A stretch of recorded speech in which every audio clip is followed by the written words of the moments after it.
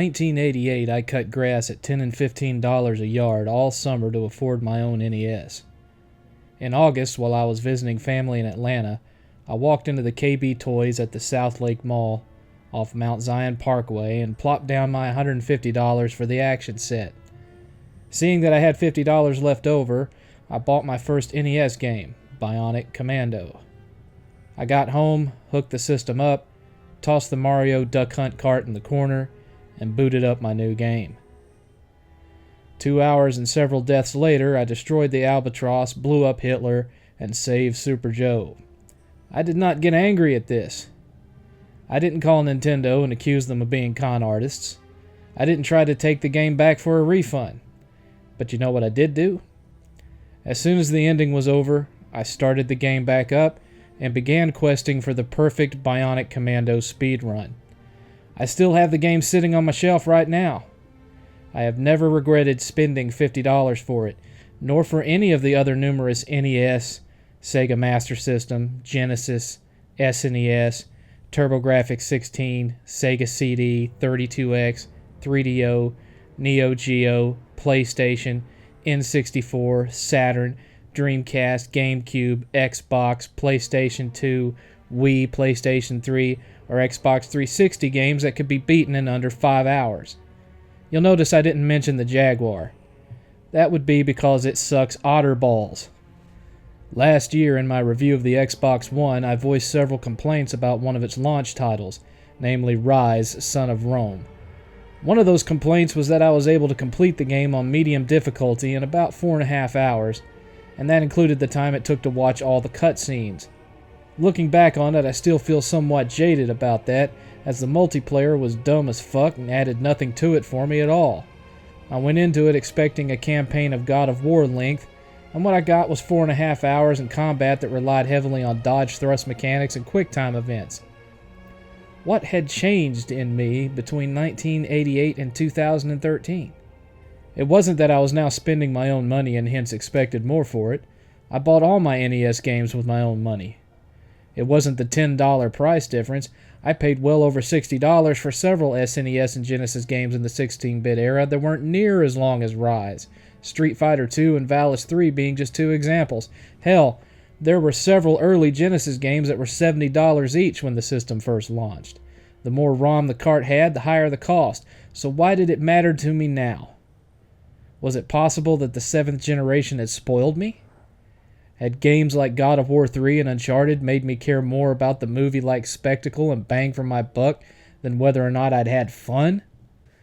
The Order 1886 is a hard game to classify because it blends a number of different genres. It's 3 parts third-person shooter, 1 part stealth action game, 1/2 part Tomb Raider style platforming, 1 part Beyond Two Souls style point-and-click adventure, and 3 parts Sega CD style interactive movie. The story is an Elseworld steampunk affair taking place during London's Victorian era, and concerns itself with the Order, a secret society that had its beginnings with King Arthur and his Knights of the Round Table.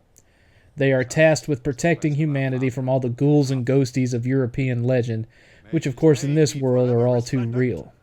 To honor their roots, each member of the Order takes on the name of one of the original Knights of the Round Table. You play as Grayson, who has taken on the title of Sir Galahad.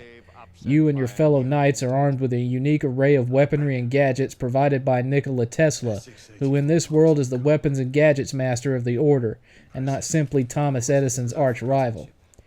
Also in the Order's arsenal of goodies is a silver vial they each wear around their necks, which contains the essence of Blackwater, aka water from the Holy Grail, that heals most injuries and, short of being beheaded or otherwise utterly destroyed, grants immortality. The story itself is really good, very enthralling. I've loved both European monster myths and the legends of King Arthur and his knights since I was a kid, and I've loved steampunk fiction since I was a teenager. Add to this the fact that I was also an avid comic book reader all the way up until my own son was born, so the story instantly brought back memories of some of my favorite Elseworld graphic novels, particularly Batman Gotham by Gaslight. In short, the story seemed almost custom-made for me. But it's not perfect. The game begins almost towards the end of the storyline, in the events that lead up to the final 2 chapters of the game, in fact, where we see Galahad has been imprisoned by the Order for some grave offense. This actually spoils one of the main plot points of the whole game, as the moment I saw that, I knew that the Order was corrupt, had bad guys on the inside, that Galahad probably found this out and had been set up to look like a traitor, and knowing that werewolves were in the game, the knight who set him up was probably a werewolf himself. Then the game flashed back to the beginning of the story, and we shortly meet one of Galahad's fellow knights, Sir Lucan, adopted son of the Order's leader and adopted brother of Lady Igraine, Galahad's former love interest. Anyone who notices that Sir Lucan sounds a hell of a lot like Lycan will figure out the plot's two major twists within the first hour of the game.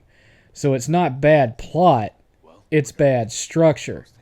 The whole in media res bit of starting the story in the middle should not have been done here. It adds nothing to the story other than to try and start the game off with a bang instead of 30 minutes of plot building that happens at the start of Chapter 1. Uncharted 2 employed in media res too, but doing so gave nothing of the plot away, unlike here.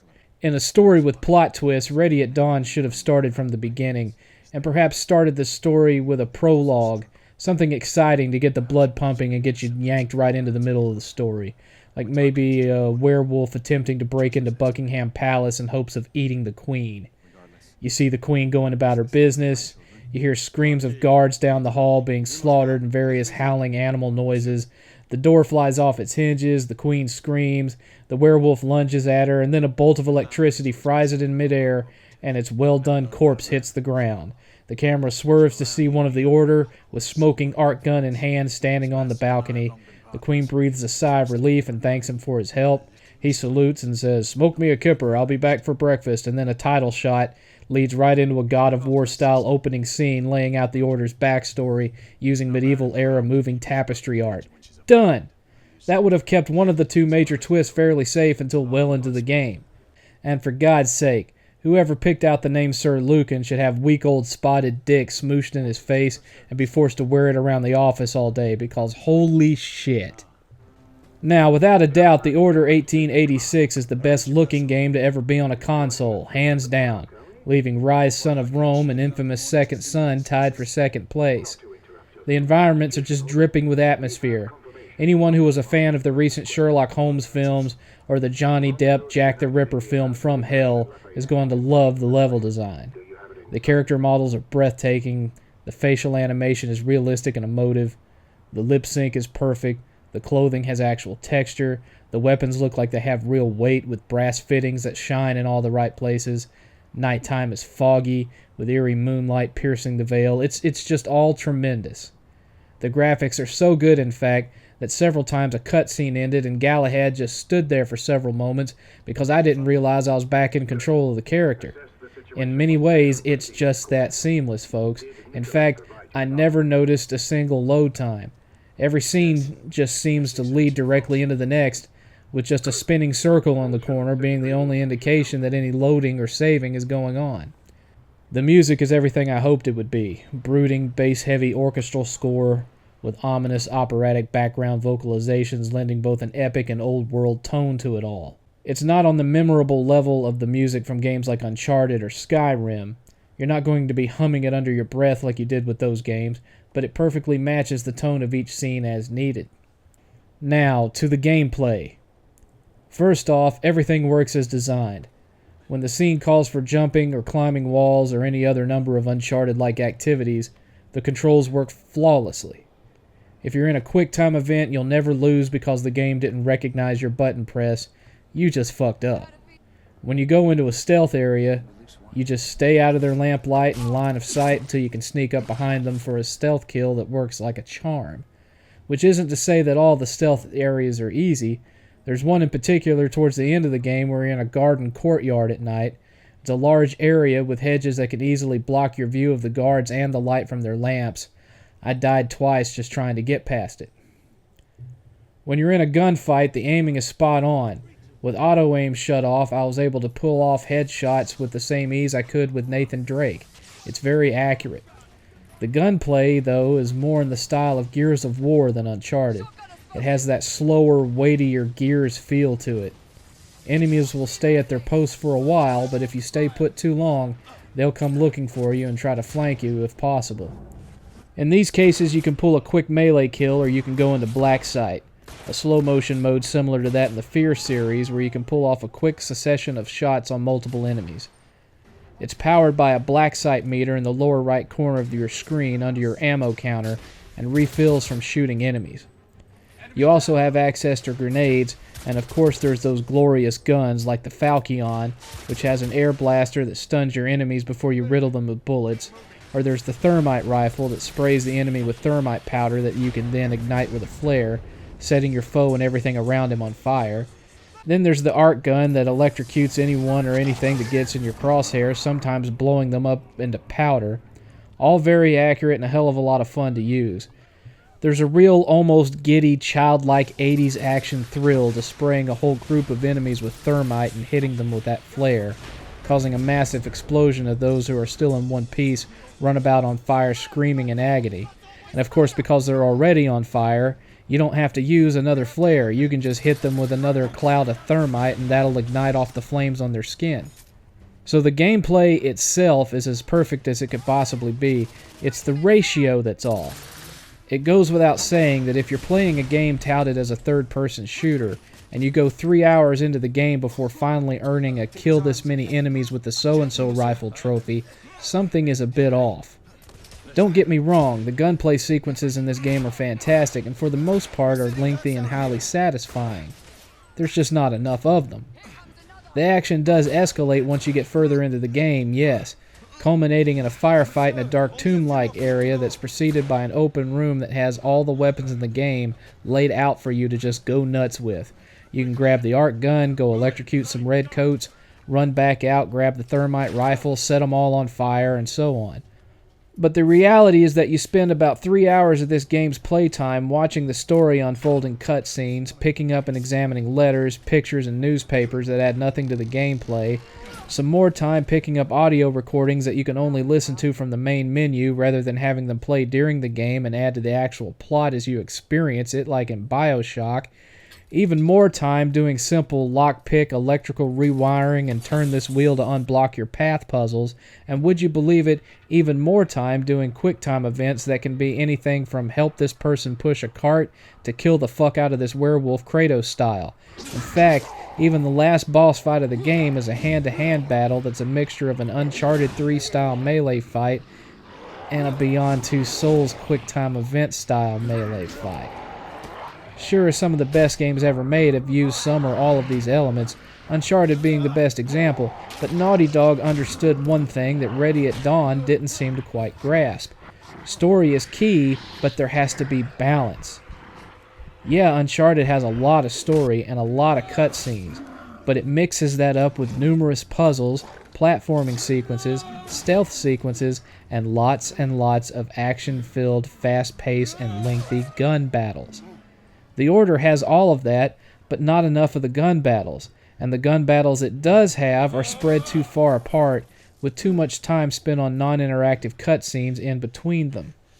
One personal side note to Ready at Dawn, a minor quibble about tone. If you're trying to set up real controller-squeezing terror, like walking through a dark, spooky, abandoned hospital, give the player regular, full control.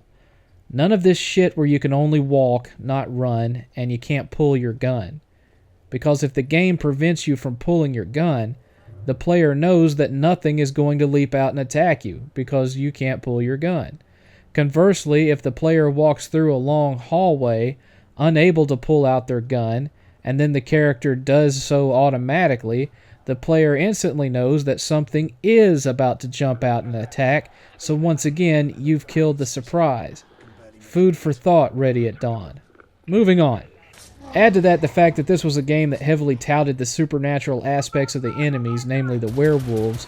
I found it fairly surprising that there really aren't that many werewolves in this game, and 2 of the werewolf fights you do get into go down in the exact same way. You're in a dark room cluttered with objects that partially obstruct your vision. 2 to 3 werewolves are stalking you. They attack you one at a time. You shoot them in the face as they're coming towards you, hit X to dodge when prompted, then shoot them in the ass when they run away, and repeat this process till the triangle appears over their head, watch the death animation, then do the whole thing over again until all the werewolves are dead. The other 2 werewolf encounters are quick-time event battle scenes, including the aforementioned last boss fight, and both of them go down almost exactly the same way. Short of one brief cameo appearance of another infamous monster type, that's all you get. 99% of the enemies you fight are either rebels dressed like the chimney sweeps from Mary Poppins or redcoat guards later in the game. The story focuses more on these rebels against the crown than it does the werewolf menace, though as I've hinted, the two become more closely intertwined as the story goes on. Hopefully, if the game sells well, the sequel will focus more on the monsters and less on the human enemies. A mix of both in each gunfight would be epic, which isn't to say that the gunplay we do get isn't great, it is.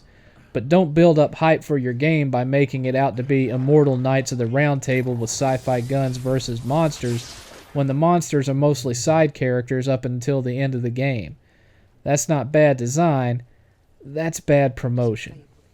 Also, considering Ready at Dawn made a name for themselves with the God of War games for PSP, which both had some fun, unique, and clever puzzles in them, I think they could have broken up the story a bit more by incorporating those types of puzzles here. That's really the biggest and only major flaw of the game, aside from the in media res plot device that gives away too much plot at the beginning. The core story itself is fantastic. Yeah, it has a cliffhanger ending, but it's more like the ending to The Dark Knight, leaving the hero to live out a lie imposed upon him and cut off from his companions, teasing what's next to come, especially the brief mid-credit scene, very Batman-esque indeed. Then the ending to The Empire Strikes Back or The Matrix Reloaded. No, the problem is that it gives you too much of the story at once. It needed a couple more epic gunfights and maybe a good puzzler or two, maybe even more frequent trips back to Tesla's lab, and instead of just being presented new guns, you have to find components during the game to help him build them for you, to spread the story out more evenly, which would have gone a long way. In short, if not for that, the order would have been to the PS4 what Uncharted Drake's Fortune was to the PS3, and this would have been a much different review. And that brings me to the elephant in the room, the game's length. I'll state this flat out first. I played the game on normal difficulty. I only stopped to pick up collectibles if they were right in front of me, and I only picked up items to examine them when the game forced me to do so. I died 5 or 6 times during my first run. Twice during the ballroom scene in Chapter 5, 2 or 3 times during the garden stealth scene I mentioned earlier, and a couple more times towards the end. From starting scene to closing credits, it took me right at 8.5 hours to complete the game, a far cry from the 5 hours that was being tossed around in the media. I need to stress here, there are no complete the chapter trophies in this game. Almost all the trophies are collector trophies or kill so many enemies with this gun trophies. So I was 3 hours into the game before a single trophy popped. Hence, you can't go by the timing on trophies to determine the game's length.